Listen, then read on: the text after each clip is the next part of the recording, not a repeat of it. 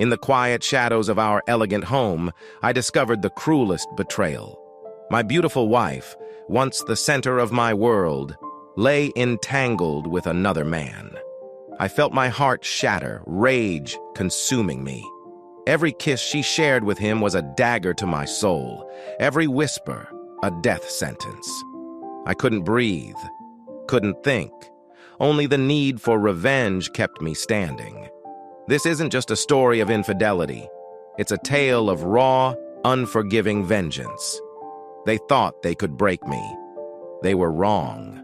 People often ask me when I first noticed there were problems in my marriage. Honestly, it's hard to say. In the end, the issues were clear, but I should have seen the signs much earlier. I have learned that love can trick you, hiding problems, especially when they are just old behaviors getting worse over time. These changes happen so slowly that at first you barely notice them. But in the long run, they have a big effect. It's like an eclipse. The light fades slowly until you're in total darkness, not knowing how you got there. Kathy was always a bit moody since the day we met, and in some ways, that made me like her more. The times she was cold and distant were rare, and this made her joyful moments shine even brighter. My mom had been like that, and my dad seemed happy. So when I thought about getting married, I felt sure I could handle it, believing that life would be all right overall. We met in college when we were juniors, working at a bookstore near campus. I saw her as a deeper version of the girl next door, quiet and a bit sad, which made her seem complicated and a little lost. Her sadness made me want to help her. We talked at work for weeks before we started dating. Then, things got more serious. One night, while I was trying to comfort her during a fit of tears, she hugged me tightly, called me her hero, and asked me to promise I would never leave her. That moment made me want to be her protector, and we became a close couple, for better or worse. 2 years after we graduated, we got married. The first 4 years of our marriage were okay. Not perfect, but not bad either. I brought home flowers and she made nice dinners. She would complain about my sports watching and I'd make a fuss about her buying too many clothes. We argued. We were close. There were times we were frustrated and times we were really happy. Good times and bad times, but overall we were fine. I felt deep down that we loved each other and that, with time, we would turn from a couple into a family. I believed we could get through anything together. I had been working at an insurance company as an analyst since I graduated, slowly moving up at my job. I was working hard, being dependable, and hoping to build a career and some security. I liked my job overall. It helped pay the bills. Kathy graduated with a business degree and got a job at a big medical clinic. But she found the job boring and not satisfying at all. About 8 months later, she decided to leave her office job. She started working at Richardson's Charities, where she raised money, managed funds, and helped the mostly volunteer workers keep things running well. Kathy enjoyed her new job a lot more, and for a few months, she was happy. She was the cheerful Kathy that helped our marriage, but slowly, her happiness faded. The nights felt colder, and the mornings were dull. I found myself waiting for the happy Kathy to return, but this time she didn't. She began to work later at the charity, saying that the work had grown and she didn't have enough help. I couldn't shake the feeling that she was trying to stay away from home. Kathy lost interest in things she used to love, like going to the movies, watching TV by the fire, dining out, and playing board games. It was clear to me that she was just going through the motions. What used to be fun became chores for her, burdens she had to check off her list. On good nights, she would come home and have a quiet dinner with me, watch some TV, and then move to the couch with her laptop or phone, typing away at texts and emails. On bad nights, she ignored me, moving around the house restlessly, as if she were waiting for something important. On those nights, Kathy hardly ate dinner before shutting herself in our guest room, focused on her messages and keeping me away. Intimacy between us dropped significantly and nearly stopped altogether if I hadn't pushed for it now and then. Before all this, we had a healthy relationship, being close 3 or 4 times a week, and Kathy would often take the lead. Some nights were filled with passion, while others were slow and tender. But that was all gone now. The few times I could get her to come to bed, she seemed distant, as if she were just there without really being present. As the weeks of sadness and apathy dragged on, I felt like I was at the end of my patience. I realized that things might not improve this time, and the joy in our marriage was fading every day. I knew something needed to change before everything fell apart. Then, one night, out of nowhere, something happened. But it wasn't what I had expected or hoped for. On the night of July 4th, I got home early. I wanted to do something nice to make Kathy smile, so I thought I'd cook her a special themed dinner. I made corned beef, cabbage, and green beer. At first, she smiled a little and said a few nice things, but soon we were back to eating in silence. Kathy started her usual fidgeting, which was more noticeable tonight. She picked up her fork to move her food around, but didn't eat anything. She tapped her fingers on the table nervously and cleared her throat a few times, as if she wanted to say something, but the words never came. After dinner, I expected her to pace around and ignore me as usual, but I was surprised when she came and sat next to me on the couch while I watched a movie. After a bit, she cuddled up to me, nuzzled her nose against my neck, and kissed me. Then she whispered softly, asking me to join her in the bedroom. I turned off the TV right away, but when we got to the bedroom, she seemed shy and anxious again. We lay on the bed and kissed, but it felt different. It seemed like she was kissing me because she felt she had to, not because she wanted to. I tried to make the kisses more passionate, but she pushed me away. She stood up and took off her clothes quickly like she was in a hurry. Once she was undressed, she got back on the bed. Without a word, she pulled my face to hers and kissed me hard. I worried we might hurt each other, but her kisses felt automatic, as if she were just going through the motions. I tried to make the moment more tender and romantic, but she wouldn't have it. Instead, she quickly grabbed my shirt and pulled it off, then went straight for my pants. I asked, trying to keep things light, what the rush was.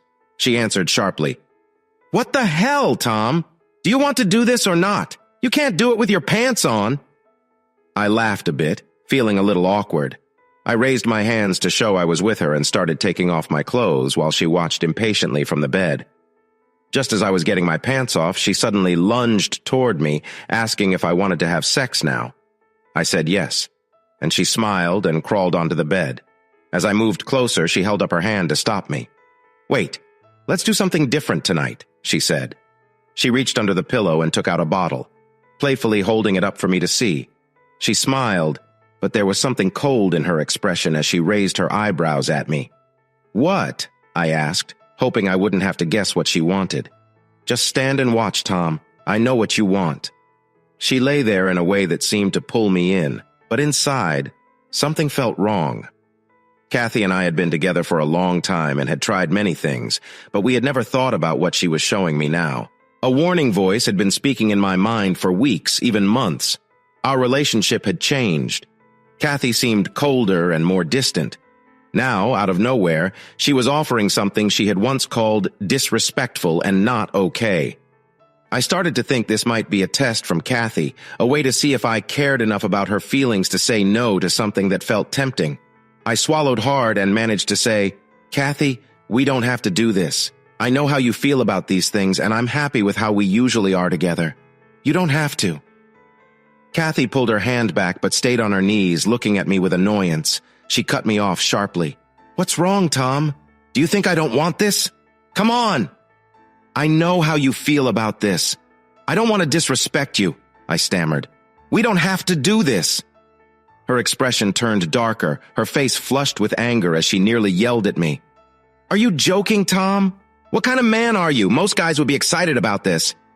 "It's just that, stop being so sensitive, Tom. Just shut up and be with me."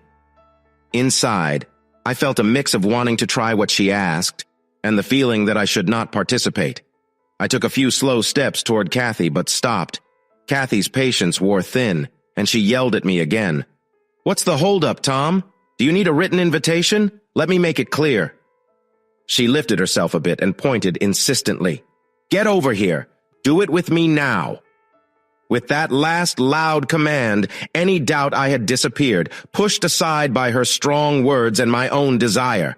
I took the remaining steps to her, and what followed was intense and wild. After some time, I noticed that she was crying.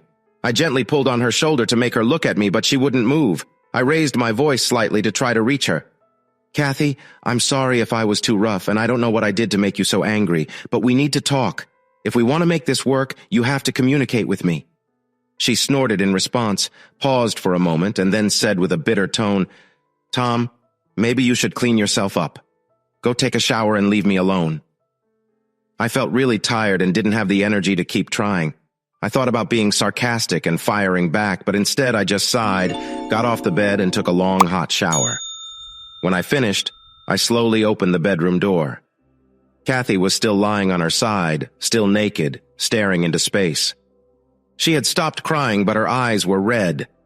I wanted to talk to her again, but I remembered the strange moments we had shared. The anger and blame she felt towards me made me decide not to say anything. I quietly closed the door and worried about our future together. This would be the last time we were close. I wasn't shocked that this weird moment was yet another sign that our marriage was becoming colder and more distant. Something needed to change. I suggested couples therapy, mentioned if she should change her meds, and even thought about taking a long vacation, either together or apart. But all my ideas were met with uninterested grunts or annoyed eye rolls. I started to consider something I never thought I would. I looked online for tips on saving a marriage, searched the phone book for lawyers, and checked for apartments near my work. But I couldn't bring myself to take that step. I've always been stubborn, and when I wanted something, I'd go to great lengths to get it. My marriage mattered to me, and I didn't feel right about giving up just yet. I wanted to keep trying until I was sure there was no hope left. I was looking for any chance to get back on the right path with my wife. So when Kathy invited me to a party, I eagerly accepted. About a week before the event, during another quiet dinner, Kathy shared the invitation. She spoke softly, breaking the uncomfortable silence as she explained about the party. She called it the kind of event I really disliked, a big party filled with boring talks, fancy drinks, and people in suits and evening dresses. Most of them were from a charity I didn't know much about and probably wouldn't care for either. But then she told me I had to go. She said I would make her look bad if I didn't come. Between her blunt talk about the event and her insistence that I should be there, I couldn't tell if she genuinely wanted my company. Still, even though the party didn't seem fun, it shone like a small light in the dark cloud hanging over my marriage, so I quickly agreed to join her. Her reaction was hard to understand. On the surface, she seemed happy that I was going. She said it would be better with me there. But her smile didn't quite match her words. There was something about her look that hinted at frustration and maybe a bit of anger. I felt confused by the mixed signals. If I didn't go, she might resent me for not being on her side, which would lead to more anger and silence. If I did go, I might accidentally embarrass myself and add more stress to our already fragile relationship. But I knew our marriage was struggling, and I felt like I should try hard to make things better. So, even when she described the party in a more negative way, I tried to act interested. I started asking her questions about the event, like what I should wear, who would be there, and what I should talk about when mingling. I even bought a new sports jacket for the night and surprised Kathy with a lovely new necklace and a bottle of her favorite perfume. The party was on a Friday, so I came home from work early to get ready, which was another surprise since I usually ran late to parties. When I got back, I saw her sitting on the edge of our bed with her favorite black dress pulled up as she put on her pantyhose. She was already wearing the necklace and the perfume. Her hair looked stylish and her makeup was perfect. She looked stunning, so I whistled quietly and told her she would be the star of the party. She smiled a little and finished putting on her pantyhose before saying, "Thanks, Tom." After a moment, she looked more serious. Her forehead frowned as she thought for a second, then said, "You know, maybe we should take both cars tonight, just in case you want to leave early." I felt annoyed that Kathy was still trying to get me to back out of the party. My voice probably sounded a bit whiny. "Kathy, don't you want me to go? You keep saying how I won't enjoy it. Now you're saying I should leave early? Are you ashamed of me? Or is there something about this party that you don't want me to see?" She quickly waved her hands at me and cut in. "Come on, Tom. You've never liked events like this. I was just trying to help you skip it easily. If you want to go, fine. I just don't want to listen to you complain or leave early. That's all." The ride to the party was very quiet. At first, we talked a bit. Kathy told me about the big house the Richardsons lived in and mentioned the charities they were part of and who might be there. But there was this tension between us that stopped any real conversation. After a few minutes, we both fell silent, listening to the radio while I drove and Kathy stared out the window. The Richardsons' mansion was on the edge of town, in a nice area where the houses were far apart. The driveway was very long, almost a quarter mile. When we finally got to the entrance, a valet took the car while we headed inside. Kathy had been there a couple of times before and began to show me around and introduce me to people from the charity. The mansion was very fancy, with marble floors and dark wood windows dressed in beautiful silk curtains. The furniture was made of rich mahogany and soft brown leather. Art filled the place. There were colorful paintings on almost every wall, and statues made of marble and granite stood proudly in the corners. All the tables were covered with gorgeous glass vases. In some ways, it felt more like a museum than a home. I tried my best to make a good impression and chatted friendly with everyone I met. Most of the charity folks seemed nice and honest, just as out of place as I was. But the executives from Richardson's Industries were different. They wore fancy clothes, with the men in tuxedos and the women in stunning, very expensive dresses. They moved and spoke with a confidence that showed they were in charge here. After a while, Kathy walked over to chat with some friends from her work, and I ended up talking about beer with a couple of guys from the office. One of them said he had seen a big basketball game on a huge TV in a lounge area. We all decided to go watch the last part of the game. About an hour later, I headed back to the main party. I saw Kathy talking with 3 or 4 couples from her work. They were holding drinks and chatting, probably about their recent trip to Europe. The women were leading the conversation, while the men seemed very focused on Kathy. I couldn't blame them. Her black dress showed off her slim figure and long legs. In the soft light, her olive skin and dark hair gave her a beautiful, exotic look that I found hard to resist. I started to move toward them through the crowd when I noticed an important-looking man, around 45 years old, in a bright white tuxedo. He had slicked back hair and a deep tan. He walked confidently into the group, and suddenly everyone stopped talking to listen to him. I felt like I recognized him, and soon I realized this was Craig Richardson himself. Wanting to avoid a long chat with the business leaders, I took a seat at the bar on the edge of the room and watched the group. I wanted to wait until they broke up a bit before going back to Kathy. Like everyone else, she was watching Mr. Richardson with admiration, and I noticed he was paying a lot of attention to her as well. Before long, he was mostly talking to Kathy, sometimes touching her shoulder or arm and leaning in to hear her replies. A band started playing music, and when some couples began to dance, he took her out to dance for a few songs. I wasn't too happy about Kathy dancing with another man, especially without asking me first. But I didn't want to cause any trouble, especially around her boss. So I stayed at my bar stool, waiting for the right moment to step in, feeling annoyed as I sipped my drink. I guess I was staring at them pretty intensely, looking a bit upset. Then, a stunning woman in her early 30s sat down next to me. She had thick strawberry blonde hair, smooth skin that looked almost translucent, and a soft, curvy figure that moved gracefully. She smiled at me shyly and nodded toward the dance floor where Kathy was dancing. "Your wife is beautiful," she said. At first, I wasn't sure if she was talking to me or if she meant Kathy.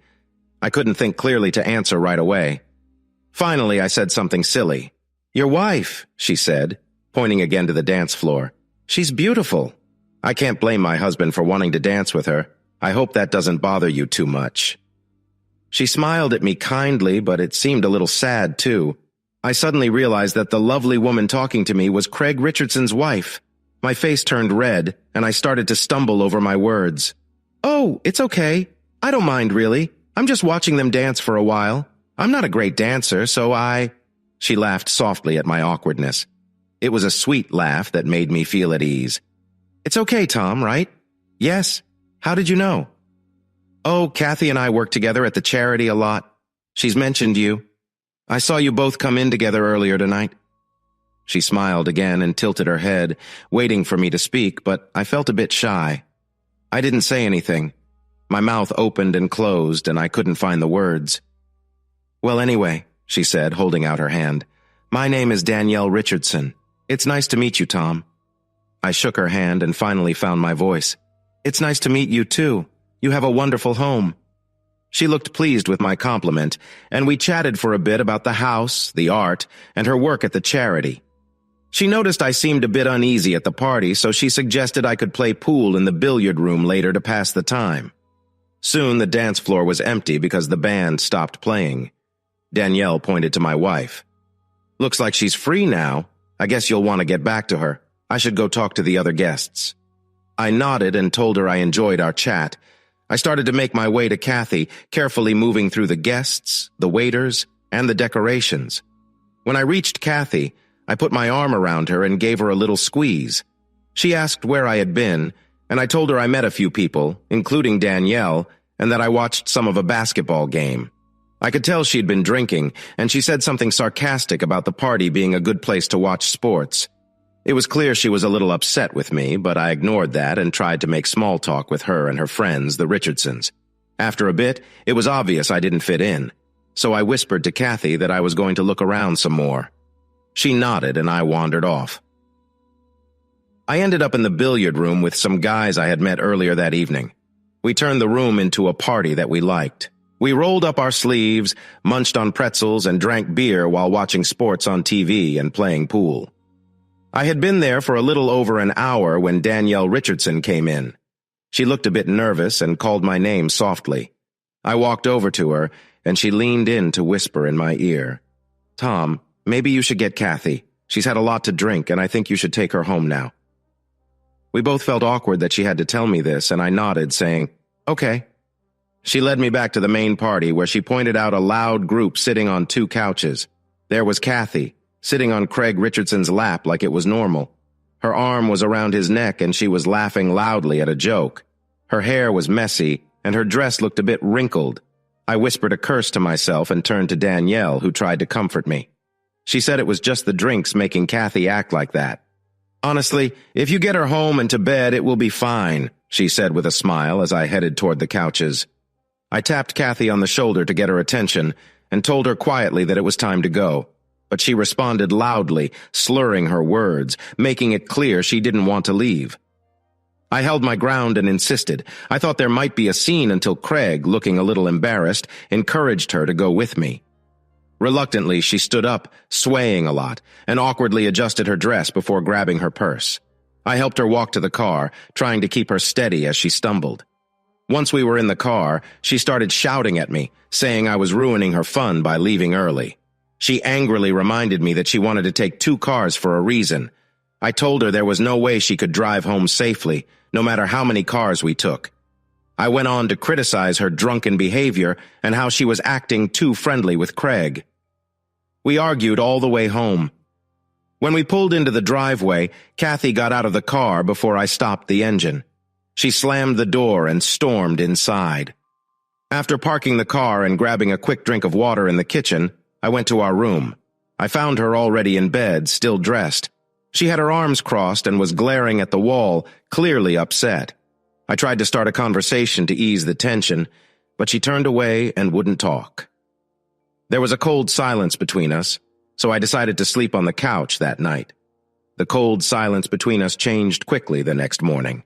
Kathy woke me up by pouring ice water on my face and shouting at me very fast about how much she hated my actions. After I dried my face, I raised my voice too. I joked that the ice water was the nicest thing she had done for me in weeks. I suggested that if she liked her friends from the charity more, she should spend time with them instead. She gave a smug smile, picked up a suitcase, and showed it to me like it was a big surprise. Then she turned around sharply and left the room. I saw her left hand making a gesture over her shoulder as she slammed the door. A few moments later, I heard her car drive away. I was alone in our home, left by the woman I used to love and who now filled me with anger. I started to think about how far a person should go before ending a marriage. I wasn't sure about the answer, but I knew I had tried hard enough. In the past, I would have felt nervous, waiting for her to text or call, wanting to apologize and fix things. I would have worried where she went, hoping she was safe, wishing she would come back soon. But now I felt tired and didn't care much anymore. I went on with my daily life, going to work, watching TV, and reading books. But that changed when I started calling lawyers. 5 days later, I found myself sitting in a family law office, waiting for my turn to talk to a paralegal. Then I got 2 emails from Kathy. The first one was short and cold. It said simply, "I'm back. We need to talk." Meet me tonight at home after work." I couldn't help but laugh. It seemed arrogant of her to ask to meet and discuss our problems after she had ignored my attempts to talk for weeks before our big fight. The second email was a mistake. It seemed she accidentally copied my email address when she sent the first message. This one was warm and sweet, meant for someone else called Chicago Man. It talked about a nice evening they had together at a fancy restaurant and a really intimate moment they shared. She signed it Love, Kathy. Reading that made me feel two things. First, I felt embarrassed. I felt foolish for caring about a woman and a marriage that clearly meant little to her. I felt stupid for not understanding the truth about my relationship with Kathy. There was a picture I had avoided thinking about while our relationship fell apart. It showed a wife who had turned her back on her promise to be with someone else. Along with that image, I felt a fire of anger inside me.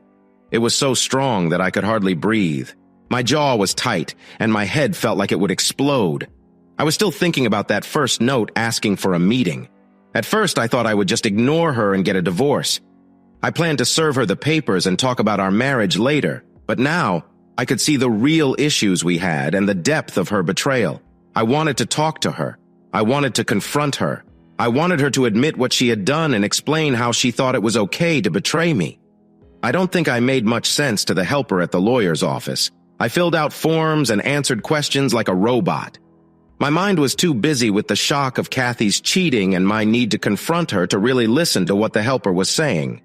I just signed where I was told and answered questions in the simplest way. I called my work. I said I had a family emergency and went home right after I met with the helper.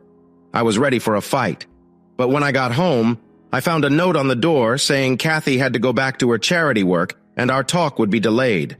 I was so frustrated that I shouted, opened the door, and walked into the kitchen, rubbing my head with both hands. I started mumbling to myself as I paced back and forth between the kitchen and the living room.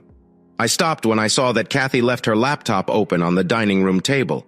I knew that laptop held clues that could prove my fears right and answer my questions.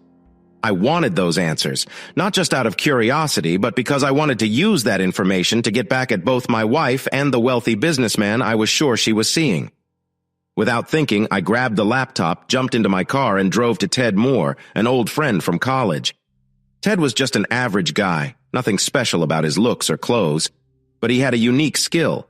Like a true techie, he could hack into computers easily. Everyone knows a person like Ted. Someone who understands computers like most people understand their friends, and knows how to coax out secrets from even the most stubborn machines.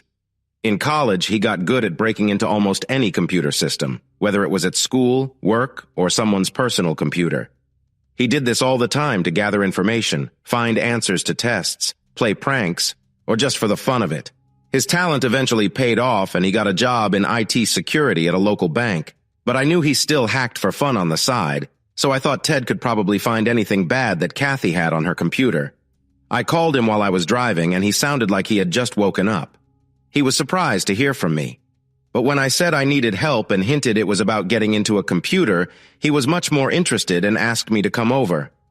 Ted lived alone in an apartment that looked a bit like a messy laundry room, filled with dirty clothes, leftover fast food, and some empty beer bottles. Yep, just like the classic single guy's messy place. He had me sit at his kitchen table and offered me a beer, which I said no to. He got one for himself and plopped down in the chair across from me. He took a drink and asked what was wrong. At first, I spoke vaguely, but then I shared more details about what was going on in my marriage and what I suspected. Ted listened closely, nodding or frowning at the right times, showing that he understood what I was going through. When I finished, he thought for a moment before pointing at the laptop and saying, "So, you want me to break into her laptop and find out the dirty details? Is that right?" I nodded. "Yeah, pretty much, that's it. And if I find really bad stuff, what then? It seems like you and Kathy are done either way. Why dig into it if it won't change things?" I shrugged. "I just want to know what she's doing. I doubt she'll ever tell me the truth. Also, if she's with the guy I think she is, then maybe I can use what I find to make things tough for him." Ted nodded, understanding my point. "Okay, fair enough." He turned the laptop around and opened it up with one smooth move. "This might take a while, so you should make yourself comfortable." I nodded and started to sit on his couch covered in clothes, thinking about watching TV or taking a nap. But Ted stopped me with one more question. Hey, just for fun, do you happen to know any of Kathy's passwords? I said, well, she used Skinny Girl 97 before, but I really don't think... What happened when you tried to get into her email with that? He asked, tapping on the keyboard. I didn't try. I figured I wouldn't be able to find anything myself. Yeah, well, this might have saved you a trip here, he said as he turned the laptop toward me. Take a look. I moved back to the table and saw that he had opened her email account. I bet she deleted all the bad stuff, I said, not feeling too sure of myself. I felt a bit foolish as I sat back at the kitchen table. But look a bit closer. There are a lot of deleted emails between her and this guy from Chicago, he said. I sat down again and looked at the computer. Kathy's inbox was open, showing around 30 emails. At least 20 were messages to and from the guy in Chicago. Wow, I said, shrugging my shoulders in surprise and embarrassment that I had missed this before. I took a deep breath, pulled the computer closer, and started to read. It quickly became clear that the man from Chicago was actually Craig Richardson, and that the affair had been happening for at least 3 or 4 months, mostly happening during the day when she said she was working at the charity. The messages included everything from quick notes of thanks to plans for more afternoons together. Some emails described their recent meetings in a very open way. I was mentioned now and then, but only briefly, as if I was a subject to avoid while they made plans for their next meeting. Danielle Richardson was hardly mentioned at all. By the time I finished reading, the anger that had faded over the past hours came rushing back. I bit my lip until it bled, and my fists opened and closed tightly, my throat burning with rage. I couldn't forget the image of her sitting in Richardson's lap, thinking she was making him uncomfortable while they showed off their affair right in front of me. That, along with how she had treated me lately, really angered me. The way she had given herself to him so easily and acted like our relationship didn't matter felt like a slap in the face. I felt that any wish to end our relationship quietly was gone. I wasn't sure what I would do next, but I wanted both Richardson and my wife to feel my anger, and I wanted them to feel it deeply. Ted gave me a small smile and spoke as if he could read my mind. You know, Tom, thinking back to how you've gotten back at people who have wronged you, I'd guess you're not going to let this go easily, right? I nodded my head, feeling the anger rise. Well, I don't know what you plan to do, but if it turns out to be fun, count me in, okay? I gave a bitter smile back. Okay, Verge, okay. I sat there for a few more minutes, staring blankly at the table. I tapped my fingers while I fumed and thought. I realized that I was not getting any clever ideas for revenge right now, so I stood up and grabbed the laptop. Are you leaving now? I asked. Yep. Do you know what you'll do? Not yet. Can I use the laptop a bit longer? Maybe I'll find something useful, my friend Ted said. I thought about how upset Kathy might be if she knew I took her laptop, but I didn't care much. Yeah, go ahead. Look for pictures, videos, anything that might embarrass that jerk Richardson. Ted smiled and nodded. When I got home, Kathy was waiting for me. She got off work from the charity earlier than she thought. I found her in the living room, and it was clear she was very angry about her missing laptop. With her hands on her hips and her face flushed, she glared at me. Her voice was sharp. "Where is my computer?" she snapped. I ignored her and walked past her as calmly as I could. I plopped down on the couch and put my feet on the coffee table. I knew this would annoy Kathy. I didn't look back, but I could hear the surprise in her voice as she followed me. "Tom, did you hear me? Where is my computer?" On my way home, I thought about keeping quiet about knowing her secret. I wanted to wait until I had a solid plan before I confronted her, but I knew I wouldn't be able to wait long enough for that. So, when faced with Kathy's anger, I decided to face it head on. I figured I should be completely honest to get things started, partly to shock her, and partly because I was ready to argue. I turned on the TV, not looking at her, and said flatly, "I took your computer to Ted's. He's looking through it right now to find out all the dirt on your cheating." She was silent for a moment. I couldn't help but glance back at her. Her teeth were clenched, her eyebrows raised, and now her face was bright red. I thought she might be surprised or feel guilty, maybe even apologize. But instead, she only showed pure anger. After taking a few deep breaths, which I could hear, Kathy started shouting back at me, her voice full of rage. My cheating? Is that your excuse? You think you can search through my things just because you think I'm with another man? You're out of your mind! I quickly raised my hand to stop her, trying to match the volume of her voice. Save it, Kathy, just save it. I know everything. The signs were clear. The mean comments, the cold treatment, the weak excuses. You're cheating. And we both know it. So please don't deny it. Ted has been filling me in on all the ugly details. She stood there for a moment, her hands clenching and unclenching into tight fists. Her face showed a mix of anger and frustration, her breath coming in heavy puffs. I thought she might explode. I kept quiet, trying to look calm and uninterested, even though I was really hurting inside. Finally, she turned sharply and walked towards our bedroom, stomping hard enough that I could feel the ground shake. She looked back and shouted, "I don't have to listen to this nonsense." I replied as casually as I could, "Well then, go ahead and leave." For the next 15 or 20 minutes, she was busy packing. She loudly opened closets and drawers, pulled down a bag from the shelf, and gathered her things from the bathroom. When she finished, she returned, dragging a suitcase with squeaky wheels behind her. She paused in the living room, taking a few deep breaths while I gave her a look that I hoped showed I wasn't bothered, maybe even a bit bored. "I'm sorry, Tom," she said. "I thought we could talk, but your attitude is terrible. I need my laptop for work, so I want it back in 24 hours. Just leave it on the dining room table. I'm going to stay with some friends. Don't try to follow me." Her voice was steady but dramatic, especially the last part as she turned to leave. I decided to make one last comment. "Make sure to tell Craig Richardson thank you for letting you stay. I bet you'll save money rooming with him." This made her stop and turn slowly, giving me a suspicious glare. "What do you mean by that?" "Wait," I laughed. "You can't really think I haven't figured out that you've been seeing Craig Richardson. Come on, Kathy, you haven't been careful about it, and I'm not as clueless as you think I am." "So that's your plan?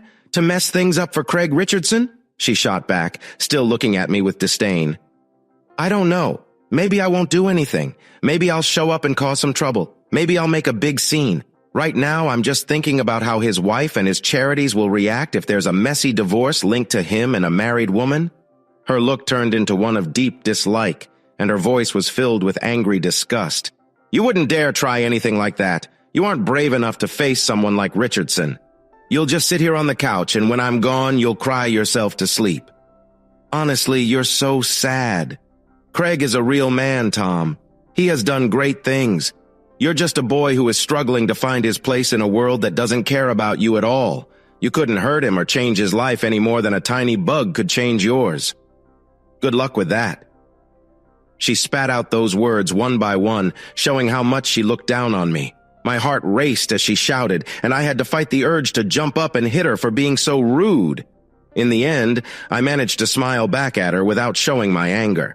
I copied the gesture she had made to me a week before and gave her the middle finger as she walked away. After the front door slammed shut, I sat on the edge of the couch, rocking back and forth with a mix of pure anger and sadness as I thought about our latest and probably last fight as a married couple. Along with the anger, I felt a little disappointed and surprised. Kathy was proud, so I didn't expect her to beg for my forgiveness. But I thought she might feel a bit embarrassed, or at least show some sign that she cared. What confused me even more were her last words, almost teasing me, saying that I had given up on fighting for our marriage and that I wasn't man enough to stand up to Craig. While I didn't see myself as someone who lost control easily, I was used to standing up for myself, a habit I learned from my father. He always told me to make sure anyone who upset me knew they were wrong. Sometimes my strong reactions to even small insults had caused problems between Kathy and me. Anyone who really knew me, especially Kathy, understood that I wasn't afraid of a fight. I couldn't tell if this was the only way she thought to insult me, or if she just wasn't thinking straight. She had to know I wouldn't back down easily, and a challenge like that would only make me want to stand up for myself even more. I started to think that maybe she wanted me to follow her to see her with another man, to show me how easily she had replaced me. I pondered this for a long hour, trying to convince myself to stay calm and let her go. I knew I shouldn't act in a way that could get me into trouble. In the end, my need for conflict took over, and I decided to confront the couple. I thought I might scare them a little. Maybe I'd even get some pictures or information that could help me out. I wanted something to make them both uncomfortable. About an hour later, I drove up to Craig Richardson's large house. I looked for Kathy's car and finally saw it parked near the garage. I considered sneaking around to the back of the house to peek through some windows, but I chose to be direct. I walked up the long driveway and knocked loudly on the big front door. I expected someone who worked there to answer, but instead a woman's voice called out before the door opened. It was Danielle Richardson. She was barefoot, wearing a sundress with her hair in thick braids. Her face was marked with tear streaks, making her look upset. "Oh, Tom, what can I do for you?" she sniffled, rubbing her red nose and eyes. "I'm looking for Kathy. Is she here?" I didn't want to take my anger out on her, so I tried to stay calm, but my voice came out sharp. Danielle shook her head. "No, she's not here." Her face fell, and then she suddenly started crying. "I'm sorry. I'm trying to hold it together, but it's just too much." I stepped closer, put my hand gently on her shoulder, and asked softly what was going on. "Oh, I think you know," she said. "Kathy and Craig are having an affair." She nodded, unable to say more for a moment. I realized that Kathy's actions hurt both me and Danielle. My anger surged again. I felt that Kathy and Craig needed to face some consequences for their betrayal. Danielle had been looking down, quietly sobbing, but when she looked up, I met her gaze and asked more firmly than I meant, "Where are they?" She frowned and covered her mouth for a moment, then gave me an answer between breaths. "I think they went to Green Valley Hill. They left an hour ago in his car. Green Valley Hill is a getaway for us, sort of a lakeside retreat." "How do I find it?" I asked. "That's all I need to know." Danielle shook her head slowly. "I don't know, Tom. Maybe you shouldn't go there. You seem really angry." "I won't be violent, Danielle. I just want to talk to them." The truth was, I wasn't sure if I'd stay calm, but I wanted more than just a talk. I wanted pictures and videos to expose Kathy and Craig for what they had done. I wanted to get back at someone, and I wanted to do it quickly. I held out my hands in a friendly way and waited for her to answer me. She wiped her nose a few times and then looked me in the eye. She said it was about an hour's drive north of where we were. She stretched her hand out and asked to see my phone. I handed it over so she could add the address to my GPS. 45 minutes later, I was driving carefully on a narrow private road surrounded by tall oak and maple trees. The sun was setting, and in the fading light, I could just see the outline of a huge log cabin about half a mile away. I decided to keep my plan a surprise. I parked my car off the road and walked toward the cabin through the trees. The forest opened up to a wide lawn in front of the cabin. I paused when I saw some movement by a low wall about 30 feet from the house. I could just make out a big man crouching there, trying to hide from the driveway. I guessed he was some sort of security, waiting for me. Staying in the woods, I moved around the lawn toward the lake behind the house. As quietly as I could, I approached a porch that looked out over the lake. I climbed the steps and opened an unlocked screen door. Inside was a huge living room, decorated in a fancy way that only someone like Craig Richardson could afford. The floor was shiny red oak, covered with thick rugs. The furniture was soft leather, and the walls were filled with Western art, animal trophies, and little wooden carvings. A large, unlit stone fireplace took up a big part of the room. There were 2 stairways on either side that led up to a walkway with several doors. I stood there for a moment, unsure of what to do next, until I heard some sounds from above me. I held my breath. I could faintly hear voices coming from one of the rooms upstairs. I moved quietly up the stairs. I could also hear soft classical music and smell incense in the air. When I reached the door, I realized I wasn't hearing a calm conversation, but rather an intense and excited exchange, mainly from a woman's voice. I recognized Kathy's voice clearly, and the way she was speaking made me clench my teeth in anger. She was saying things I did not want to hear, and I could feel my frustration rising. "I love how you make me feel." As I drove to Green Valley Hill, I came up with a plan. I wanted to secretly record my wife with Richardson and share the video online to embarrass them both. But when I stood outside their door, listening to my wife's betrayal as she pleaded with him, I lost my desire to be quiet or careful. I took my phone out, turned on the video, opened the door, and rushed into the room. What I saw was so shocking that it took me a moment to understand. Kathy was there, dressed in jeans and a sweater, looking surprised. She put her phone to her ear and said, "He's here now. No, he's in the room right now."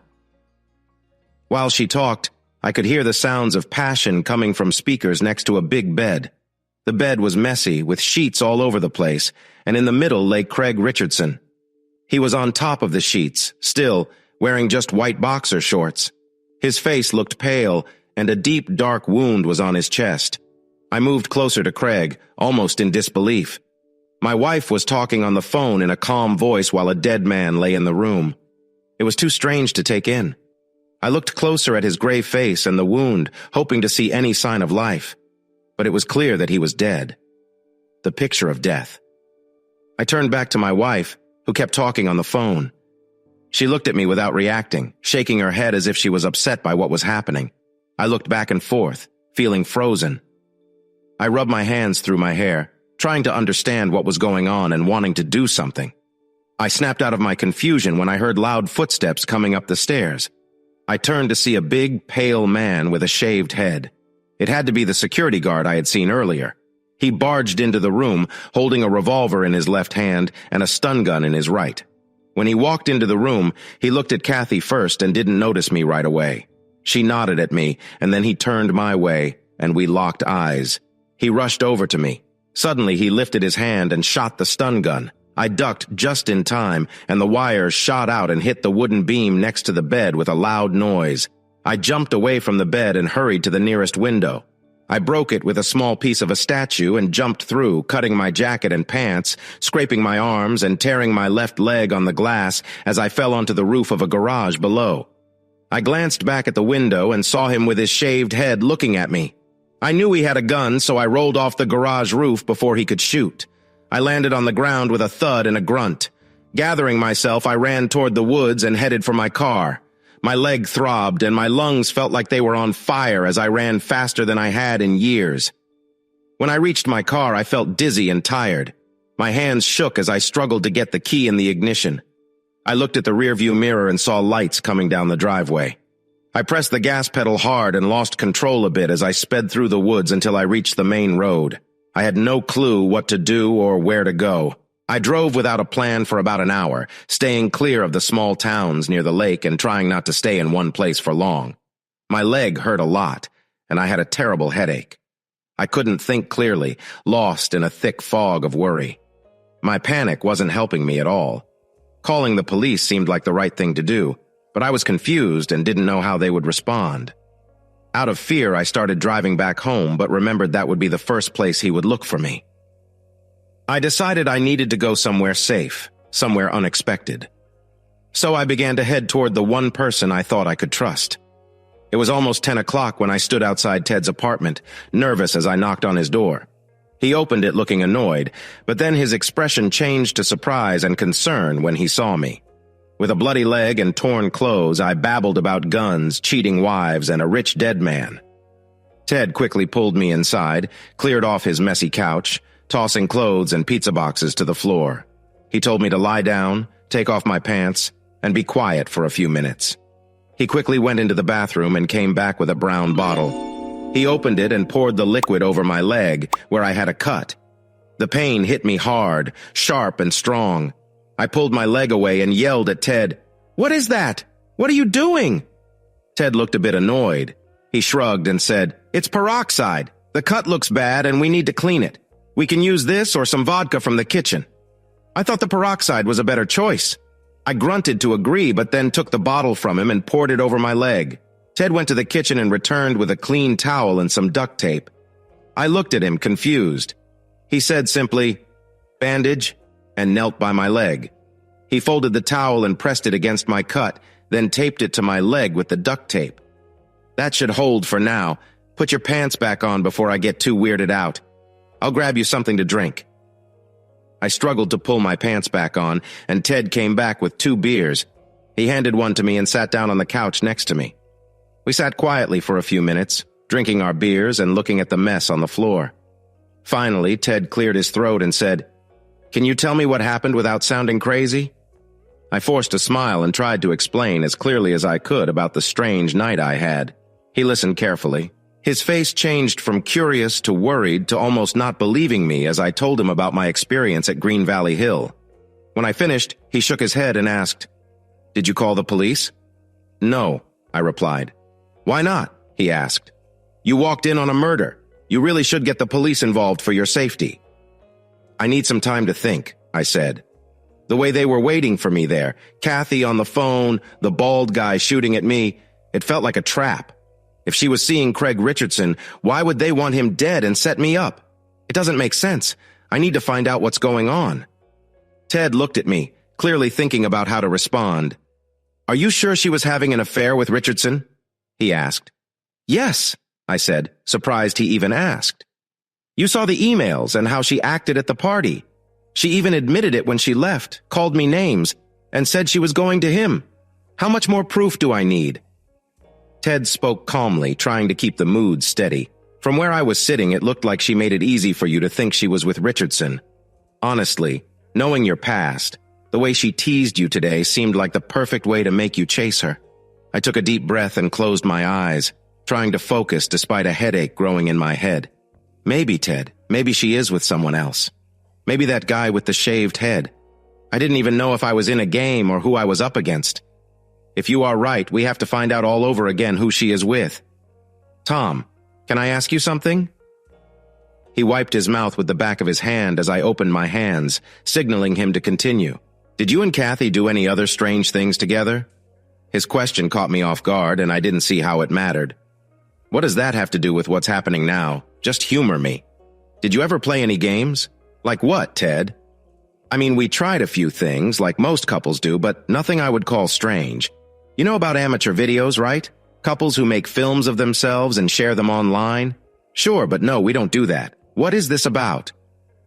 Ted rubbed his hands together and then, hesitantly, went to the kitchen table. He took Kathy's computer and set it on a box in front of the couch. He typed something quickly and then turned the screen to me. Here, watch this video while I use the bathroom. Let me know what you think when I'm back. Ted left the room without looking back and shut the bathroom door loudly, making it clear that I was alone. I started the video, and within moments, I felt a sick feeling in my stomach. I had seen adult content before, but I never expected to see my wife in it, and I certainly never thought I would see myself. I couldn't believe that the night she suggested we film ourselves, this was what she meant. I watched in horror as she got ready. I barely lasted a few minutes before the pain and embarrassment became too much. I shut it off, squeezing my eyes shut, hoping to erase the image. After a while, Ted came back and sat quietly by the computer. I could hardly look him in the eyes. "Let me explain," he said. "Oh God, this is so strange. You didn't know you were being filmed?" "No. At the time, I wasn't even sure if it was a trick to see if I would be loyal to her. It felt so out of character for her to ask. The thought that she planned to film it made my head hurt even more, like the pressure would push my eyes out. I closed my eyes tight and pressed my hands against my face. I spoke slowly to Ted, trying to share my thoughts in the dark. "Why is this happening tonight?" I asked. "Maybe it doesn't matter, but we need to find out who is behind this. Someone got Kathy wrapped up in this mess, and that doesn't add up. She planned all of this on her own, right?" I nodded, agreeing with him as he went on. "So, about that video. It was part of an email conversation between Kathy and a man who kept asking her if she had done what he wanted. It sounded like he was pushing her to do it. The video showed something that seemed to show she went through with what he wanted. I wondered if he was just checking how far she would go for him. Why would a guy want her to be with her husband like that? It just doesn't make sense. None of this makes sense, I said. Well, maybe it doesn't have to make sense right now, but at least we have a place to start searching for answers, Ted replied. He turned to his computer and began typing quickly. Wait a second. I will find an email and read it in less than a minute. I saw him lift his eyebrows as he found something. Here it is. Listen to this, he said, and began reading the email in a serious tone. Kathy, you know me enough to understand that if you don't listen to me, I will end things between us. If I can't trust you with something simple, how can I trust you with my love? You need to show me that you can handle what we plan together. I'm taking a big risk for us. You also need to see what kind of man your husband truly is. He looked at me, trying to read my expression, which was clearly one of confusion and disgust. I weakly nodded. Then Kathy replied, saying she completed what he wanted and that she understood and was ready to do anything asked of her. I still felt lost and asked Ted if he had any idea who was controlling Kathy. He leaned back in his chair and said, "Some guy named Danny. Do you know a man by that name who might want Richardson gone?" His question hit me hard, and suddenly I pictured a beautiful woman with perfect skin crying as she told me where her husband would meet his end. "Yeah, I do," I said, realizing what this could mean. Only Danny wasn't just checking emails. It felt like I was in the middle of an intervention where the people involved didn't care about me. They were trying to show me that I was a clueless jerk and that everyone disliked me. They never talked directly about the plan to hurt Craig Richardson, but they hinted at it now and then. They spoke about me in not-so-nice ways, calling me things like the oaf and the prick. The last name made it clear to Ted and me that I was supposed to take the blame for the plan. We both thought it was time to call the police. "Should we call?" Ted asked. "No, I want to leave this place. Let's just go to the station and bring the laptop. I don't want anyone getting confused," I said. "Let's take your car. I don't feel like driving right now," I added. I picked up the laptop and walked slowly to the door, limping a bit. Ted grabbed his keys and we left the apartment. We turned down a small hallway to take the stairs down to the parking lot. As I passed a small nook with some apartment doors, I heard a shuffling sound, followed by a distinct click. I turned and saw a man with a shaved head pointing a gun right at me. "Don't move, jerk! Don't even twitch! If you or your friend moves, I'll shoot you," he said, his voice deep and rough, with a hint of an East Coast accent. Behind me, I could hear Ted starting to breathe quickly, mumbling, "Oh God, oh no!" The man with the shaved head smiled, a grim look on his face. "Now I want you to slowly bend down and put that laptop on the ground. Slide it to me." There was no point in refusing him, so I did what he said, moving as slowly and carefully as I could. He didn't take the laptop right away. Instead, he nudged it with his foot against the wall. "Okay, now I want your car keys." I figured I'd try to buy some time and started shaking my head as if to show that I didn't have them with me. The man's nostrils flared, and he spoke tightly through gritted teeth. "Give them to me now. If you don't, I'll either shoot you right here, or I'll search you, find them, and then shoot you anyway." I nodded and shrugged, showing I wouldn't fight back. Slowly, I took the keys out of my pocket and dangled them in front of him, using 2 fingers. Just as he reached for them, I tossed them over his head to distract him. I quickly jumped over the railing into the alley below, and pain shot through my ankle and legs, which were already hurt. I landed hard, but didn't stop to think about the pain. I staggered to the edge of the building, turned the corner, and stumbled down an alley that was partly blocked by a big, shiny black limousine. The engine was still running, and one of the passenger doors was open. Leaning against the trunk of the car was Danielle Richardson. She looked small and unimportant, wearing her hair in French braids and dressed in a sundress. In her right hand, she held a baton. Her face showed surprise and frustration. Danielle stepped toward me and raised the baton like a sword. I kept moving, thinking that even with my hurt ankle and aching thigh, she couldn't really stop me. But I was wrong. She jabbed the baton into my right shoulder, and I noticed 2 sharp points on the end. Then, a strong electric shock hit me, stopping me in my tracks. I fell to my knees as she pressed the baton against me. I couldn't hold myself up anymore and collapsed on the ground. The shock continued, and I curled into a ball, unable to move or breathe well. Then she spoke. Her voice was cold and hard, very different from the soft woman I had met at the party or the sad wife I had seen the night before. "Stay down or I'll shock you until you can't think straight," she warned. She called out to a man with a shaved head, and he shouted back something I couldn't understand. A few minutes later, he returned with Ted. His hands were tied with zip ties, and clothesline was wrapped around his body, with one piece acting like a leash. Danielle pointed at me while keeping the baton close to my chest. The shaved head nodded and took out more zip ties and clothesline from a bag. He tied my wrists, making sure I was tied up just like Ted, while I felt panic growing in me. "What now?"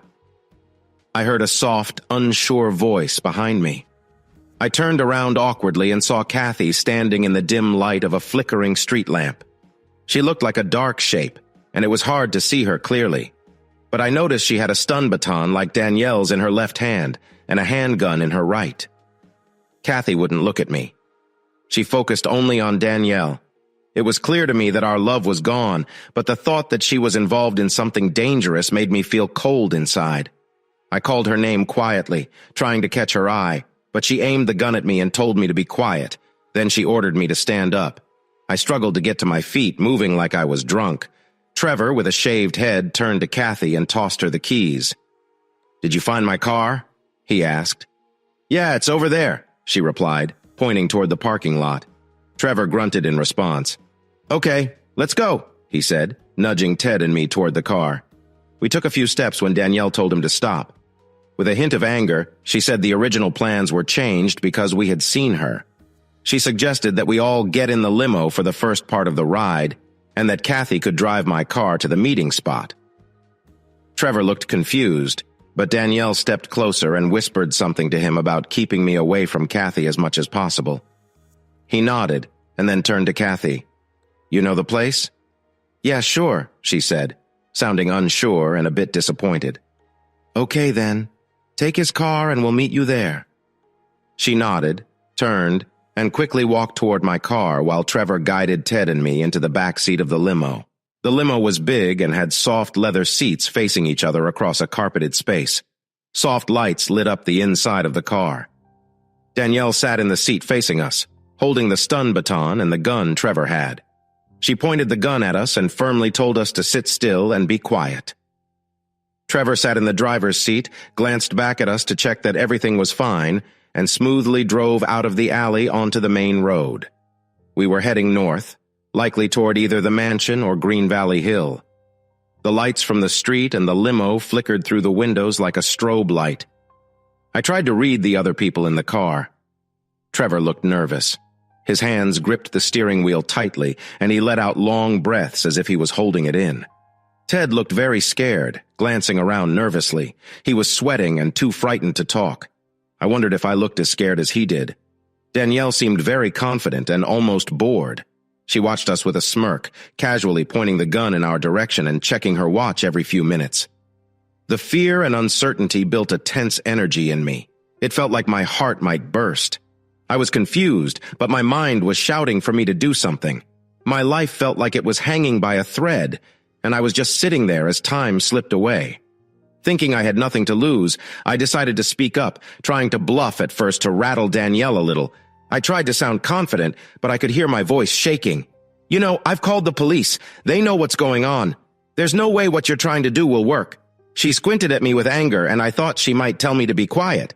But then her face changed to a smirk, and she let out a laugh that sounded mean. "I don't think so, Tom.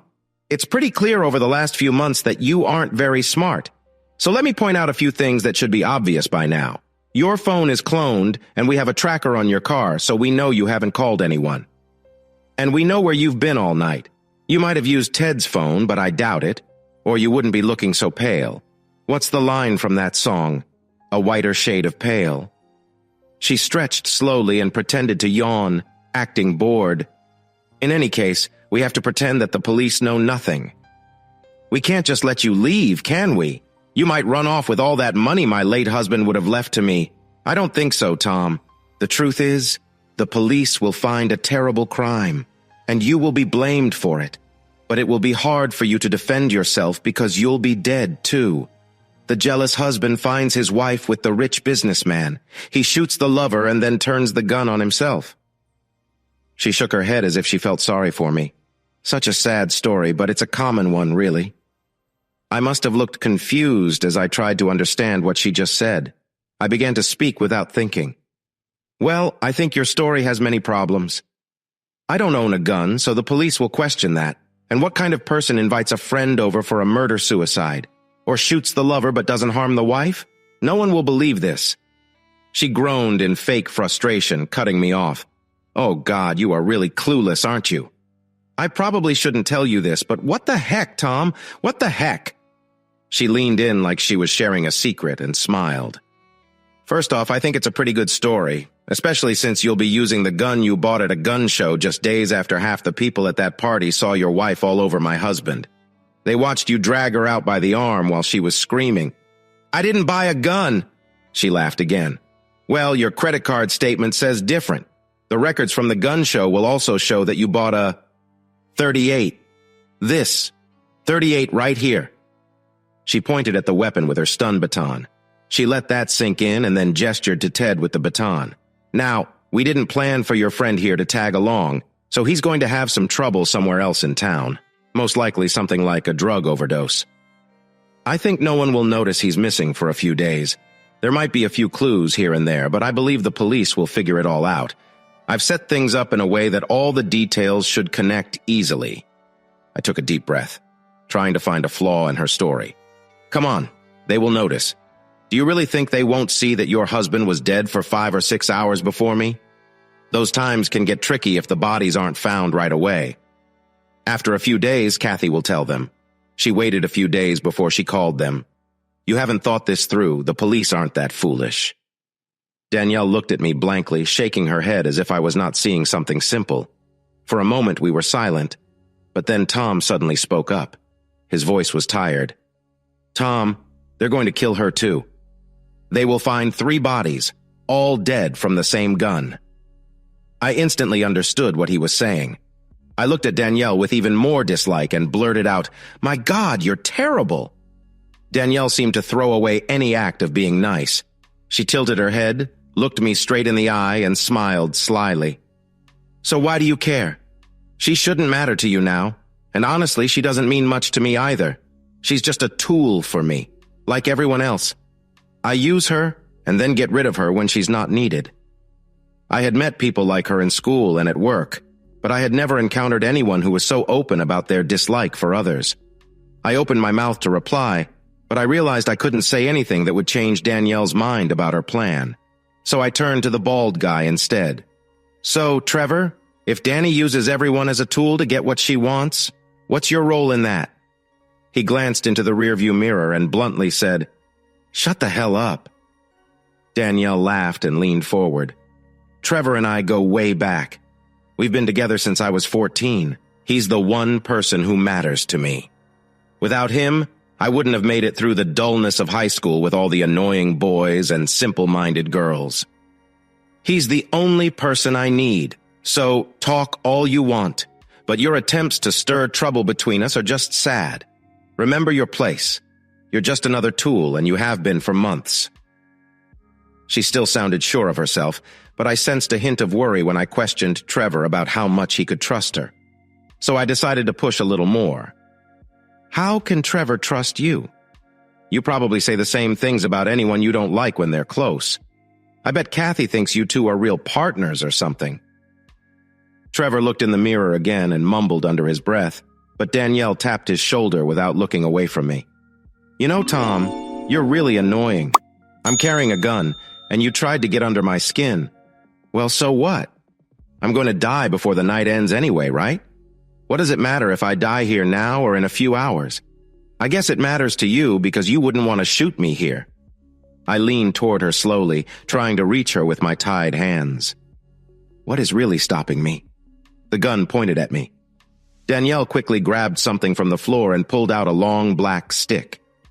Move an inch closer and I'll use this on you, she said calmly. Then, she casually touched the stick against Ted's leg just above his shoe.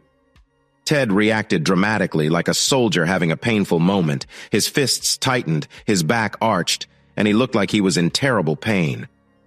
After she pulled back the taser, Ted dropped onto the seat, out cold, but still breathing heavily. Do you want another shock? I was speechless for a moment, watching my friend shake. I tried not to look too scared. Why did you shock him? Do you like me better? I asked. No, but I don't want to clean up if you lose control. It would make things messier for us. I raised my eyebrows at her arrogance. You know you'll mess this up. This is going to smell rotten. The police will investigate closely. I bet your bald boyfriend has a record even if you don't. With all this cash involved, they'll be all over it. For the first time, I saw a hint of worry on Danielle's face, but it quickly turned to anger.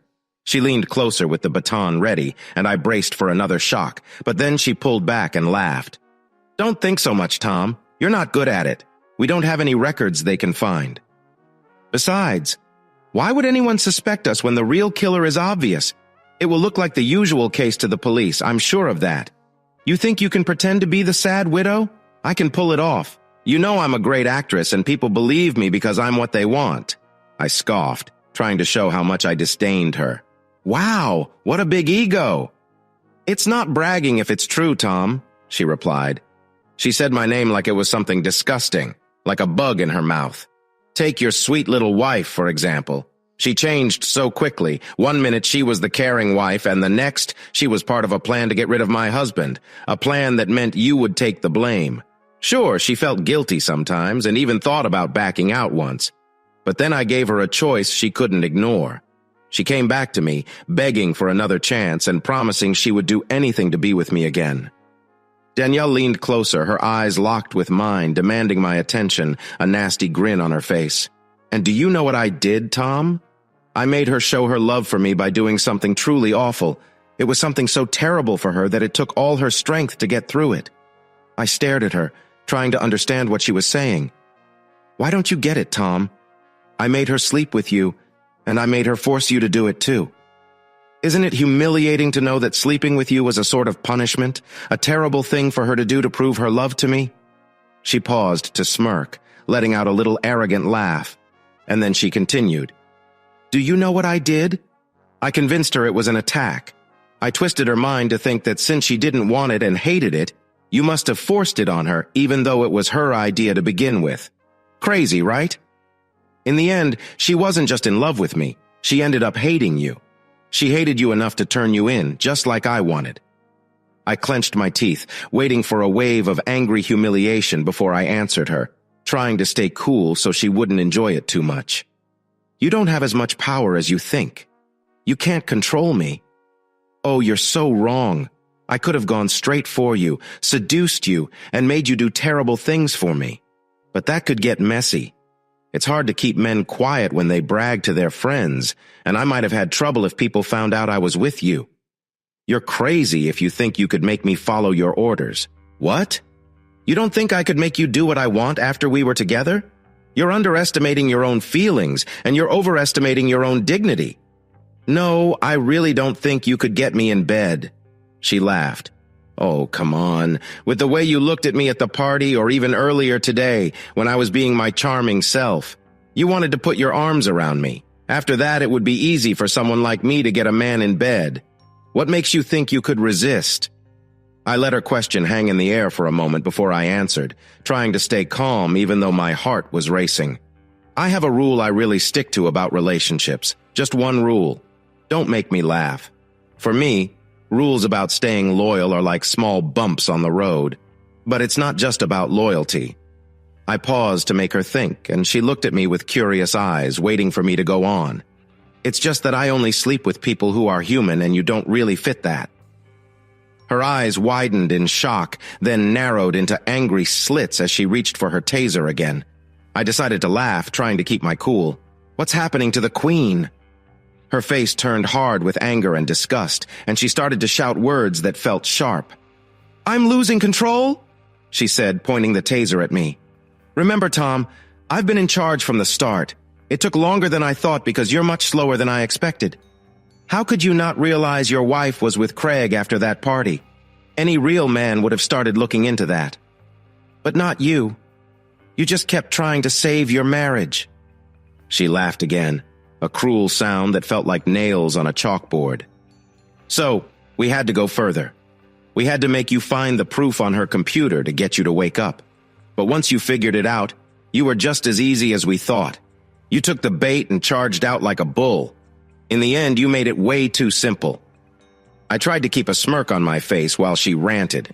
I may have taken the bait, but I can't imagine this. I pointed at the car and Ted saying, This isn't how it was supposed to go. You dragged us at gunpoint back to the scene of the crime after Mr. Clean here let me escape through the window? This was your plan?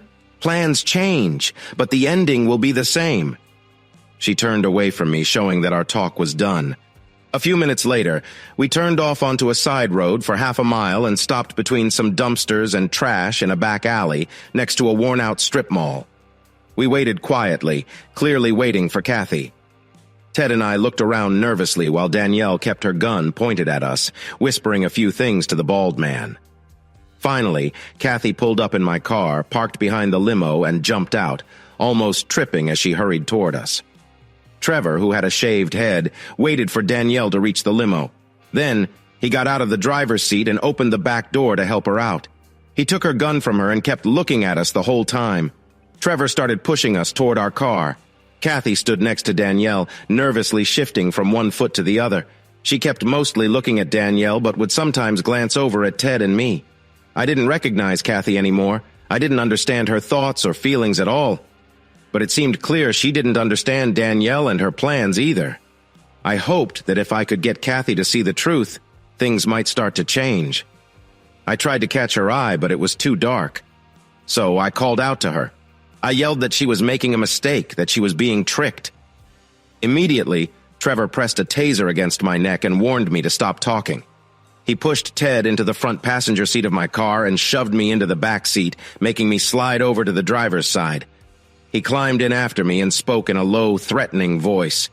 He held the gun on me and the taser against the back of Ted's neck. "Okay, boys, here's how it's going to be on the way to Green Valley Hill. If either of you makes any sound, I mean any sound, Ted will get a shock. A second sound gets a second shock even stronger. If you try to stop me, I will shock him badly. Got it?" We nodded quietly, understanding. Danielle led Kathy to my side of the car and knocked on my window. Trevor leaned across me to roll it down. She whispered something about keeping me in line and then stepped back, hinting for him to keep the window open as she gave me a smirk. Danielle turned to Kathy, placing her hands gently on her shoulders, getting her full attention. She began speaking softly, her voice calm and sweet. I could hear her saying how much she loved Kathy, how much she wanted to be with her, and that their time together was almost here. She added that I was the only thing in her way, and that Kathy shouldn't listen to anything her jealous husband said. All this was just one-sided lies. Kathy nodded, almost like a child wanting to please a loving parent. Then, Danielle gently placed both hands on Kathy's face and slowly leaned in to kiss her. Kathy accepted by closing her eyes. She looked noticeably shaken, and her knees wobbled a bit, making her seem shorter than Danielle, even though they were about the same height. The kiss became stronger and longer. When it stopped, Kathy was out of breath, like she had run a tough race. Danielle turned to me with a smirk, clearly showing that the kiss was mostly for show, meant to remind me of how my wife had given in to her. Kathy kept looking at Danielle with love, waiting for something. I felt angry and frustrated, so I turned my head away. A few minutes later, we drove silently toward Green Valley Hill. Kathy was driving while Trevor kept a gun on me and a taser near Ted's neck. The only sounds were the quiet hum of passing cars.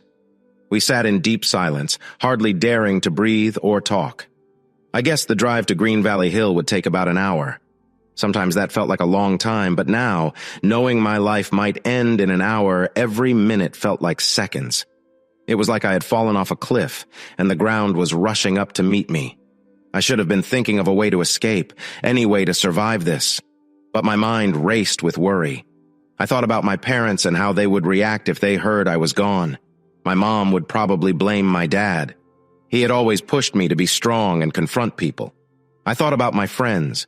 I had let work and being married pull me away from spending time with them. Then I thought about my job, my hobbies, the sports I loved, and the music that made me happy. I became sad thinking about Kathy, shaking my head in disbelief at how much she had changed. As we got closer to Green Valley Hill, I realized I had to do something. Following Danielle's plan meant death, so anything was better than just giving up. As we drove in, I focused on reaching out to Kathy, even if it meant facing a shock from Trevor. Kathy parked the car behind some bushes next to the woods I had gone through the night before.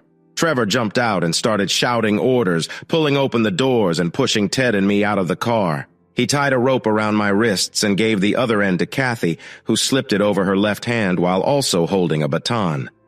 He grumbled quietly and then went back to the car, searching the back seat until he found another rope. He walked over to Ted and told him to put his hands up so he could tie him up too, but Ted just stood there, looked at me, then back at Trevor. Suddenly, without any warning, he ran into the woods. Trevor swore loudly and chased after him, his feet pounding on the gravel path as he shouted for Kathy to take me to the cabin. She quickly pulled on the rope tied around my wrists and walked fast up the driveway, dragging me along like a stubborn dog on a leash. She wasn't about to take any chances. She walked carefully, always looking back at me. The gun in her other hand was aimed right at my chest. It felt powerful and scary. At that moment, Kathy seemed impossible to talk to, but at least we were alone. This was my chance to break through her strong ideas and the false world that Danielle had built with lies and false feelings. So, I started to talk slowly. At first, I tried to say simple things and watch her reaction. I wanted to find something that would work. Then I spoke faster and more desperately as time ran out. I told her the plan would never succeed and that she would end up in jail. I said if she stopped now and ran, she might have a chance to be free with Danielle. I told her she wasn't thinking straight and that someday she would wake up and regret her choices. I explained that she could never be happy in a relationship based on betrayal and lies. By the time we reached the house and stood in the big room waiting for Trevor to come back with Ted, she hadn't answered or reacted much, just giving short orders. She acted like a robot with no feelings. But when I started talking about Danielle as a person who couldn't be trusted, I saw a flicker of anger and doubt on Kathy's face. She opened her mouth as if to speak, but then closed it again. She kept the gun aimed at my chest, her eyes narrowed and her jaw tight. This was the first sign of any emotion I had seen from her, so I pushed my argument harder and louder. She's using you, Kathy. She doesn't love you. She never has. She turned you against me so I would take the fall for her plan. Suddenly, without warning, Kathy screamed, pointing the gun closer to my chest. "Shut up, Tom! Shut up! This is all for me and her. She loves me more than you ever could. She loves me!" Her voice got louder, almost breaking, revealing some doubt about what she was saying. We started shouting over one another. "She doesn't love you. She's using you." "I loved you," she yelled back. "You didn't love me. You hurt me. You hurt me, and she is saving me from you. I never hurt you. You asked me about it. I asked you back. I didn't force you to do anything. You made me look bad, just like she said you would, and now you're trying to twist the story because you're afraid." Suddenly, we stopped shouting at each other, and our breaths were deep and shaky. I was trying hard to think of something that would show Kathy the truth. I wanted her to see that I hadn't betrayed her, but that Danielle would. I felt pretty sure she would end up in trouble just like Craig and me. My mind raced through all the things I could say that might help Kathy understand, but nothing came to me. Not my claims of love, not what I talked about with Danielle. Even a simple idea wouldn't make any difference. I knew that Kathy would only see the truth about her place with Danielle and Trevor when it was too late. If nothing else, I needed to warn her that this moment would come. I took a deep breath and tried to focus on Kathy's eyes. I wanted her full attention. "Listen to me, Kathy. You and Danielle were making me look like Richardson's killer, but she was also making me look like your killer. The police won't find 2 bodies. They'll find 3. They'll find me with Richardson. Okay, the husband and the lover, but they'll also find—" "Shut up, Tom. Don't say anything else. Think, Kathy. Why do you have to be in the room? Why not Danielle? Do you really think Trevor can't handle this alone? If Danielle really cared about you, wouldn't she keep you safe? There's only one good reason for you to be there, and it's not to help Trevor." Kathy shook her head angrily, but I could see some worry on her face. I could see doubt start to form. They would find you in bed with your lover and me at the foot, and we'd all be gone. All the witnesses gone. Suddenly, Kathy screamed and fired the gun into the ceiling, stopping me in my tracks. My heart raced. "If you say one more word, I swear I'll shoot you right here." She aimed the gun at me. I raised my shaking hands to show I meant no harm. I nodded slowly, hoping she would calm down and think about what I'd said. We stood there for what felt like forever, or maybe just a few minutes. It was like 2 angry statues in silence, with only our heavy breathing and my heartbeat in my ears. The quiet moment was broken when the front door slammed open and Trevor stormed in, complaining loudly about the trouble Ted had brought. He stopped in the middle of the room, legs apart. He held his gun in his right hand and rubbed his bald head. He looked around the room for a moment before fixing his gaze on Kathy. "Did I hear a gunshot?" Kathy took a deep breath and answered with some hesitation. "I had to fire a warning shot into the ceiling." Trevor frowned, looking up at the ceiling high above us. "Well, it doesn't look like it did any damage, so I doubt anyone will notice," he said. He nodded toward the bedroom upstairs. "Take him to the bedroom. I'll be there in a minute."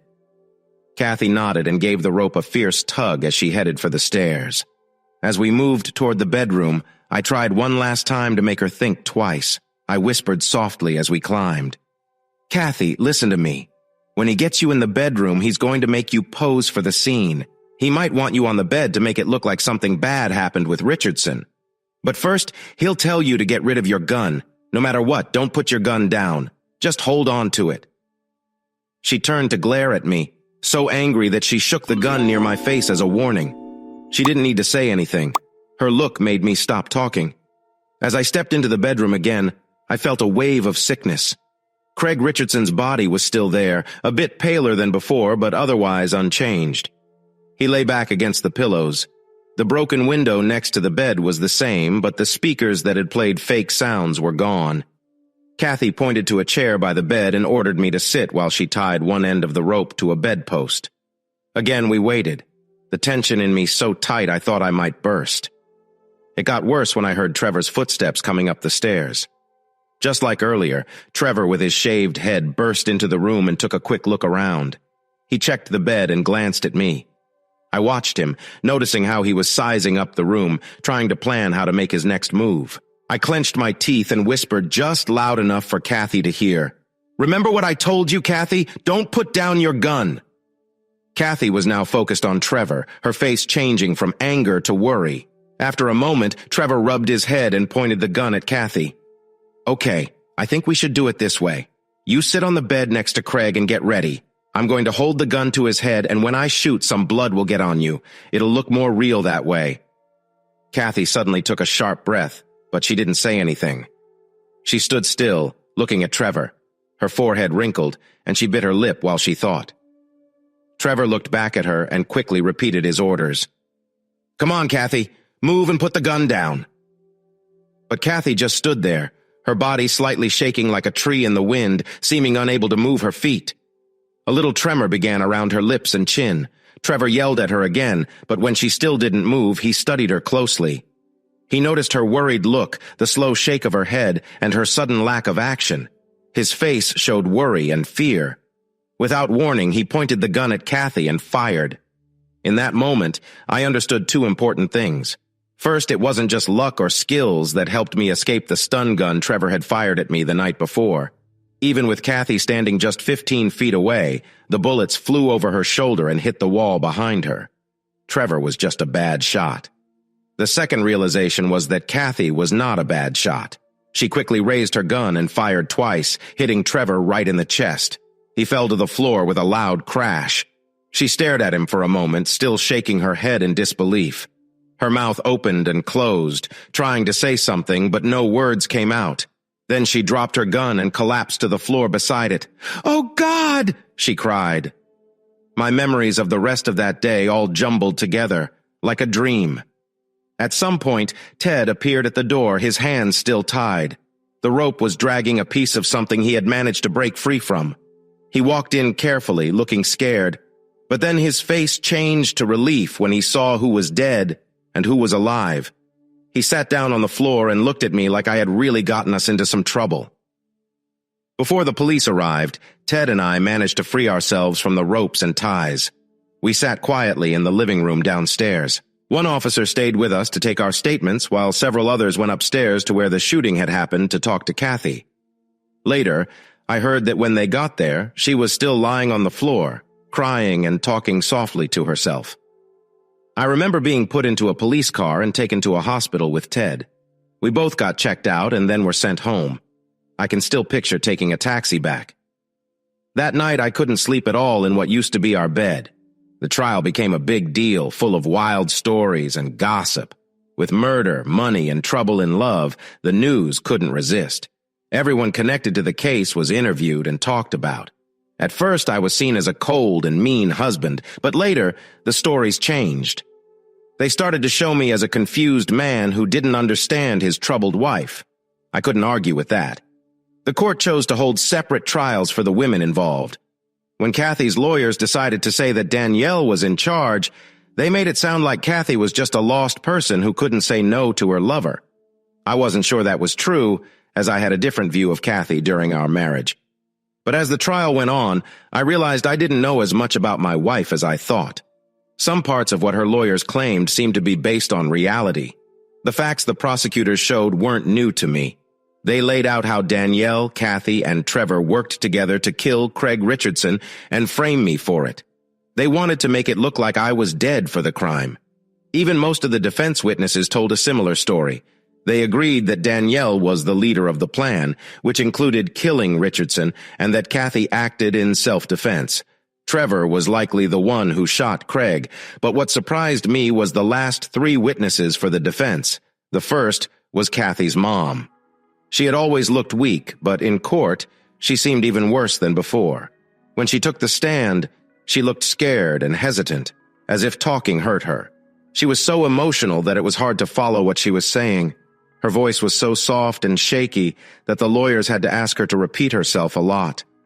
I thought she was there to say that Kathy was a good person caught in a bad situation. But it turned out her words were crucial in showing that Kathy was actually a troubled victim, not just someone working with others in the crime. She talked a lot about Kathy's childhood. Some things I already knew, like Kathy had some past struggles with sadness, self-harm, and difficulty with rules. But then she mentioned a part of Kathy's life that shocked me. I had never heard of this before, and I felt a husband should know about it. She explained that when Kathy was in high school, she had an affair, but it wasn't just that. She had also been taken advantage of by an older woman who was her English teacher.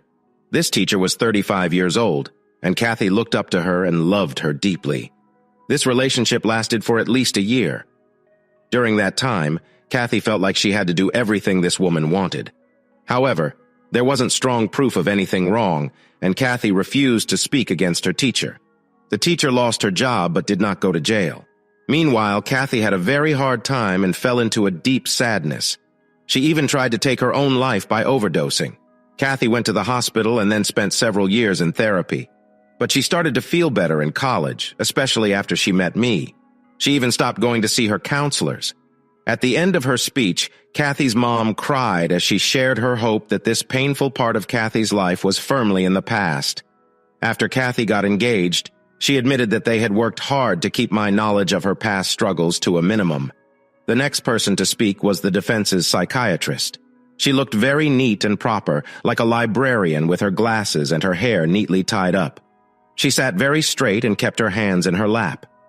Even when asked difficult questions, she answered in a calm, flat voice, almost like she didn't care much about the trial. She talked about how Kathy had met another woman named Danielle at work. Danielle was very good at controlling people and quickly saw that she could manipulate Kathy. They started as friends, but soon Danielle made Kathy feel she had to impress her. At first, it was about doing good work. Then it was about spending time together, and eventually, Kathy did things for Danielle that went too far. Kathy started changing her eating habits, her clothes, and her behavior to please Danielle. It didn't take long before Kathy would do almost anything Danielle asked. According to the psychologist, Kathy was repeating the same patterns she had with her high school teacher, but this time with a much stronger woman. The psychiatrist explained that Kathy really didn't want to be part of the big betrayal. She didn't want to help with the planned killing and framing of her husband. But by convincing Kathy that what happened on the 4th of July was actually wrong, the psychiatrist managed to make Kathy feel that her husband wasn't worth saving. Eventually, Kathy gave in to this idea. The psychiatrist also said that Kathy was living in a false belief. This made it hard for her to disagree with what Danielle said. She couldn't even say no. The last person to speak was Kathy. She looked tired and worn out, just like her mother. On the stand, Kathy had trouble staying calm and often needed to take breaks to gather herself. Kathy told the same story that her mother and psychiatrist had shared, and she seemed like a person needing sympathy. When the defense questioned her, she tried to play the victim, but the main prosecutor, a serious man with a tough voice, kept pressing her. He challenged her when she hinted that she thought she had been hurt. "Are you saying that what happened with your husband on July 4th was something you didn't want and that made you scared?" he asked. Kathy looked down and quietly said, "Yes, it was unwelcome." The prosecutor interrupted her hesitation, saying, "Miss Foster, we have a recording of that night. We can play it for the jury if you keep hesitating." "Let me ask you again more clearly. Did your husband hurt you?" he pressed. Tears started to fill Kathy's eyes as she shook her head and said, "No." "Did he emotionally harm you?" he asked again. "No," she replied. "Did he do anything to deserve being hurt by you or anyone?" Now Kathy was crying openly, shaking her head as if to block out the harsh words from the prosecutor. But he continued, making his point stronger. "Yet, Miss Foster, you want us to believe that you were ready to join a plan to have your husband killed because you thought he deserved it? The evidence says otherwise. The transcripts, the video, and all the witnesses say your husband was a loving partner. Tell us, Miss Foster, why should we believe you are anything but a heartless killer? Why should we believe that you really thought it was okay to have your husband killed?" Kathy was shaking all over. She was breathing fast, looking back and forth between the judge, the jury, and the prosecutor, who was starting his question again. "Tell us, Miss Foster, why should we think you believe that?" Suddenly, Kathy stood up partway from her seat and shouted, "Because! Because when your heart wants something to be true, even if it's awful, even if it makes no sense, your mind believes it. It has to believe it, because nothing means anything without the heart." The courtroom went quiet. The prosecutor, surprised for the first time during the trial, waited a moment before asking his last few questions. Not long after that, the prosecution finished. The jury came back a few hours later saying Kathy was guilty of planning murder and kidnapping in the second degree. The judge gave her a 10-year prison sentence, which was less than half of what Danielle ended up getting. I watched the bailiff take her out of the courtroom. She looked down, shuffling her feet, her shoulders shaking from tears. I looked closely, searching for my wife, for the woman I loved. But I couldn't see her. The truth was, if I had been paying attention, I wouldn't have found her for a long time. She was the one being taken to prison. Yet somehow I felt like I was being punished too. I loved her deeply and did my best for her and our marriage. But it wasn't enough. I wasn't enough. My mind could say it wasn't my fault, but that's not how I felt. And as Kathy said during her outburst, the heart makes the decisions. I stood in the courtroom staring blankly at the wall. I thought about my sad past and my uncertain future when I felt a hand on my shoulder. I turned to see Ted giving me a shy smile. "Hey, Tom, the nightmare is over, right? The bad people are in jail and the good ones are safe." I sniffed and shrugged my shoulders. "Yeah, I guess.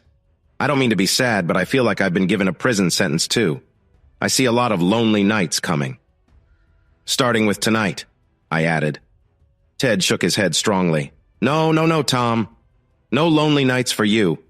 We're going to the nearest bar to start the therapy Dr. Ted has ordered for you." "What? You think getting drunk every night is going to help?" I said. Ted smiled wider and tilted his head. "No, that's not the plan. A bunch of drinks won't fix things. I know you need a girl. Someone you can rescue. A real princess in trouble. She should be pretty but normal, not crazy. And I'm going to help you find her." He patted me on the shoulders and raised his eyebrows in a silly way, looking for me to agree with him. I couldn't help but laugh. It was my first real laugh in months, and I realized he was probably right. The only way to forget the bad memories I had with Kathy was to make new ones with someone else. I understood it in my mind, but more importantly, I felt it in my heart. I nodded to Ted, gave him a light slap on the shoulder, and followed him out of the courtroom. A few months later, my divorce was finished. The best part was that I had nothing to worry about. The judge knew everything and did not feel sorry for Kathy. There was no alimony, no dividing things up, and I was free. I did see her after the divorce. Yes, I wanted to see her in prison. I waited for her, and after 10 minutes she arrived in an orange jumpsuit, looking much older than before. "How are you, Kathy?" I asked. She smiled and just nodded. I wanted to say goodbye. She stayed quiet, so I felt a bit awkward and stood up to leave. "I'm sorry, Tom. I didn't know it would hurt you," she said softly. "It doesn't matter anymore, Kathy. What's done is done. I just came to say goodbye. I hope when you get out, you can find a better life. Just don't hurt anyone else." She nodded in response. I knew Kathy's stay in prison would be a long one. A few months later, I learned that Danielle was also in the same prison. Kathy somehow got close to Danielle and hurt her badly. The guards found Kathy sitting next to her, smiling. After that, Kathy was moved to a mental hospital. The doctor called me to help her get better. They thought my last visit helped her, but I didn't want to go back. I had a new life now. It had been 3 years, and I had a family. I am married to a wonderful woman, and we have a lovely 1-year-old boy and 2 friendly German shepherds. As they say, life is good. Hey listeners, if you enjoyed watching this video and want to stay updated with our latest content, don't forget to hit that subscribe button and turn on notifications. You won't want to miss out on what's coming next. Thanks for watching, and see you in the next video with Queen Cheating Tales.